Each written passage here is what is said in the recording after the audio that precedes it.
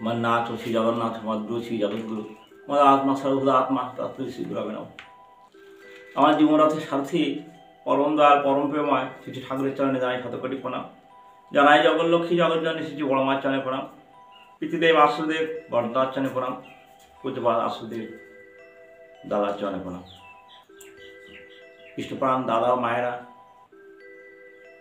আজ এক বিশেষ আলোচনা প্রেমময় ঠাকুর। দয়াল ঠাকুর তিনি যে প্রেমময় তারই এক দৃষ্টান্ত আমি আপনাদের সামনে তুলে ধরব। তিনি যে দয়াল, তিনি যে প্রেমময় তারই দৃষ্টান্ত।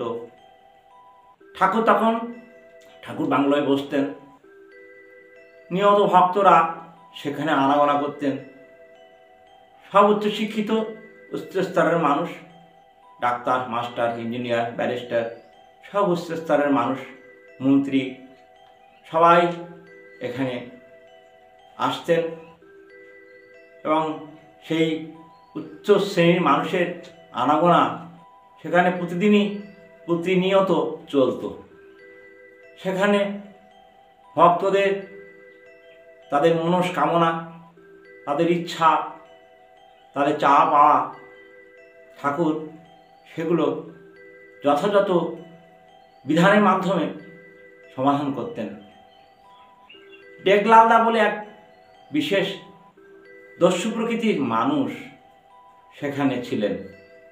সেই দেওঘরের চত্বরে সেই ঠাকুর বাংলো মেন গেটের পাশে সেখানে বসে সে প্রতিনিয়ত ঠাকুরের সম্পর্কে বিভিন্নভাবে আকথা কুকথা, বিদ্বেষপূর্ণ কথা, ঠাকুরের নিন্দা মন্দ যাবতীয় সে মানুষকে বলে শোনাতো। তার কাজই হচ্ছে ঠাকুর অনুকূলচন্দ্রকে কত ছোট করা যায়, কত তার সম্পর্কে নিন্দামন্দ করা যায়, তারই প্রচেষ্টা। দিন রাত সে বসে বসে মানুষের কানে মানুষকে খারাপ কথা সে বলে বেড়াতো। ঠাকুরের এই যে খারাপ কথা বলতো তাতে ভক্তদের খুব কষ্ট হতো। সেই ঠাকুরের নিন্দা শুনে শুনে ভক্তদের কান ঝালাপালা হয়ে গেল। একদিন ঠাকুরের সামনে বিশেষ ভক্তগণ নিবেদন করলেন, ঠাকুর, আমরা পাচ্ছি না, আপনার এই নিন্দা মন্দ, গালি গালাজ, আকাথা কুকাথা আমাদের শুনে কান ঝালাফালা হয়ে গেল। ডেগলাল আপনাকে প্রতিদিনই গালিগালাজ করে, বিভিন্নভাবে আপনার কুৎসা রটায়। এ তো শুনে শুনে আমরা আর পারি না ঠাকুর, এর একটা বিহিত ব্যবস্থা আপনাকে করতে হবে, তা না হলে আমরা আর সহ্য করতে পারছি না। ঠাকুর শোনার পরে বললেন, কি বললি? আমার নিন্দামন্দ করে? বাহ, খুব ভালো। আজকে বহুদিন পর একটা মানুষ পেলাম যে আমাকে নিয়ে ভাবে, আমার চিন্তা করে, আমার কুৎসা রটায়, সে আমাকে নিয়ে 24 ঘন্টা আলোচনা করে। সত্যি ঠাকুর এ কথা শোনার পরে খুশিতে আত্মা হয়ে গেলেন। সে যেন পরম আনন্দ পেলেন ঠাকুর। তিনি খুশিতে ডগমগ হয়ে বললেন, এই শোন, বলে ঠাকুর বাড়ির যে বিশিষ্ট কর্মীরা তাদেরকে ডাকলেন, এক্ষুনি একটা গাড়ি আনতো, গাড়িতে নিত্য প্রয়োজনীয় আনাজ, ডাল, চাল, তেল, ঘি, সাবান, লবণ, যাবতীয় সংসারে যা যা লাগে সমস্ত গাড়ি ভর্তি কর। দেখিস যেন ও সংসারের কোনো জিনিসপত্র 6 মাস 1 বছরের মধ্যে কেনা না লাগে। এই কথা ঠাকুর বলার সাথে সাথেই দাদারা গাড়ি ভর্তি করে যাবতীয় সামগ্রী, সংসারে যা যা প্রয়োজন সেই আনাজপত্র গাড়ি লোড করে সেই ডেগলালদার বাড়িতে নিয়ে গেলেন।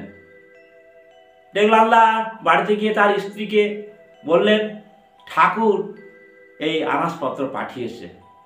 ডেগলালদা তখনও ঠাকুর বাড়িতে ঠাকুরের নিন্দায় সে ব্যস্ত। দুপুরে তার বাড়িতে যে বাচ্চা মেয়ে আছে, দুপুরে যে খাবে সেই অন্নের ব্যবস্থা তার নেই, খাবার জোগাড় নেই, অথচ সে ঠাকুর নিন্দায় বিভোর। টেকলালদার স্ত্রী ঠাকুরের সেই আনাজপত্র নিয়ে দুপুরে রান্নাবান্না করে সব কিছু প্রস্তুত করে রাখলেন।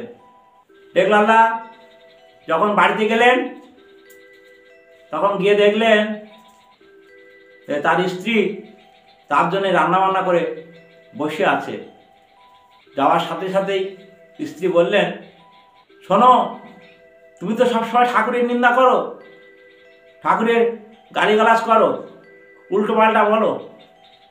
দেখো আজকে ঠাকুর তোমার জন্যে আনাজপত্র, সংসারে যাবতীয় জিনিসপত্র সব পাঠিয়ে দিয়েছে। তোমার দুটো বাচ্চা, সে যে কী খাবে সেই চিন্তা তোমার নেই, কিন্তু ঠাকুর আজকে পাঠিয়ে দিয়েছেন। দেখো কত আনাজ, এক গাড়ি আমাদের বারান্দায় দেখো ঝাঁপ করা আছে। টেকলালদা দেখলেন, স্ত্রী বললেন, তুমি চান করে এসো, খেতে বসতে হবে। টেকলালদার স্ত্রী যখন টেকলালদাকে খেতে দিয়েছে, টেকলালদা বলছে, সে কি কথা, এ কি করে সম্ভব? এ কেমন ঠাকুর, যাকে আমি এত গালাগালি দিলাম, যাকে আমি অত অশ্লীল ভাষায় তার কত নিন্দামন্দ করলাম, সে আমার জন্যে এত চিন্তা করে, সে আমাকে এত ভালোবাসে। টেকলালদা চোখ দিয়ে জল পড়তে থাকলো, কাঁদতে থাকলেন। কোনো ক্রমে খাওয়া শেষ করে টেকলালদা ছুটে গেলেন ঠাকুর বাড়িতে, ঠাকুর বাংলোয়।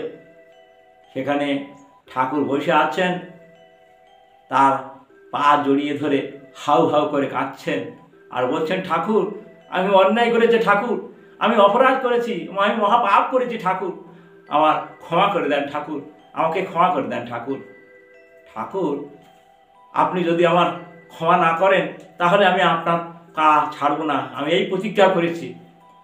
ঠাকুর হাসতে হাসতে বললেন, কে বলেছে তুই পাপ করেছিস? ছাড়, পা ছাড়। ঠাকুর হাসি মুখে বললেন, তোর মতো মানুষ পাপ করতে পারে? কে বলেছে তুই পাপ করেছিস? যা,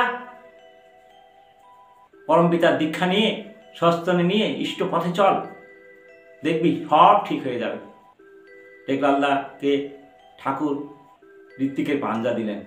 টেকলালদা সেখান থেকেই ইষ্ট কাজের মধ্যে নিজেকে ন্যস্ত করলেন, জীবনটাকে সুন্দরভাবে পরিচালনা করার সুযোগ পেলেন, ঠাকুরের কাজের মধ্য দিয়ে জীবন জীবিকা নির্বাহ করতে থাকলেন। তারপর একদিন ভোট এসে গেল, নির্বাচন। ঠাকুর টেকলালদাকে বললেন, তুই ভোটে দাঁড়া। টেকলালদা ভোটে দাঁড়ালেন, টেকলালদা পাশ করে গেলেন, মিউনিসিপ্যালিটি কর্পোরেশনের চেয়ারম্যান হলেন। ঠাকুরের পায়ের ধারে বসে তিনি বলেন, ঠাকুর আমি কিছু বলতে পারি না, আপনি আমারে চেয়ারম্যান করেছেন, আপনি যা বলবেন, যা করবেন আমি তাই করব। ঠাকুর বললেন, কি রে তুই এত বোকা, কি করতে হবে আমাকে বলতে হবে, দেখতে পাচ্ছিস না সাঁওতাল পরগনায় রাস্তাঘাট নেই, ওদের থাকার জায়গা নেই, সেই সব ব্যবস্থাগুলো তো তোকে করা লাগে। তুই কি চেয়ারম্যান হয়ে শুধু আমার পাশে বসে থাকবি? তার জন্য কি তোকে চেয়ারম্যান করেছি? যা, মানুষের সেবা কর, মানুষের কাজ কর, ওদের ঘরের ব্যবস্থা কর, ওদের রাস্তাঘাটগুলো ভালো কর। সেই টেকলালদা মানুষের কাজে নিজেকে ব্যস্ত করে এই সাঁওতাল পরগনার মানুষের বাঁশের উপযোগী ঘর, রাস্তাঘাট, খাওয়ার ব্যবস্থা, জলের ব্যবস্থা সব কিছু তিনি দেখাশোনা করে সব কিছু সুন্দরভাবে পরিচালনা করলেন। এই যে টেকলালদা কাহিনী বললাম, ঠাকুরের চরণে এসে একজন দস্যু প্রকৃতির মানুষ কেমন করে সে সমাজে এক বিশেষ সম্মান, বিশেষ উচ্চ পদে সে প্রতিষ্ঠিত হলো। পরম প্রেমময়ের অহেতুক কৃপা, তিনি প্রেমময়, তার প্রেমের বন্যায় আমরা যদি একবার ভেসে যেতে পারি তাহলে আমাদের লণ্ডভণ্ড জীবন এক সুন্দর অমৃত সাগরে ভাসতে পারবে।